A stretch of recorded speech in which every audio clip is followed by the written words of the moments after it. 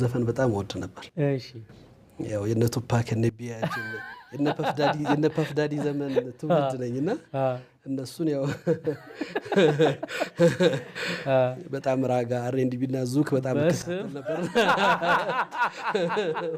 በህይወቴ እኔ መጠጥ ቀምሼ አላውቅም በቃ ያደግንበት ካልቸር ነው በዛ አይነት በወጣትነት እንትንስ ባልፍም ያን ነገር በወድም በዛ አይነት ነገር ውስጥ ባልፍም የለም እንጂ እኩል ነበር ግጥሙን የእንትኖቹን የምለው ስቲል ነው እስካሁን ድረስ ያረሷቸው የነ ሴሊን ዲዮን የሌሎቹ የነ ማሪያ ኬሪ ምናምን የነሱ ነው ወርቃማ ዘመናቸው ነበር የዛ ትውልድ እንትን ታልፋለህ እንደማንኛውም ወጣት በእስልምና ውስጥ ምን አይነት አስተምሯል ለመሰለ ነብዩ መሐመድ ሰለላሁ ዐለይሂ ወሰለም خيركم في الجاهليه خيركم في الاسلام اذا فقهوا ይላሉ በማህይምነት ወይም ደግሞ ይሄ በዚህ በዓለማወቅ ዓለም ውስጥ ያለውን ነገር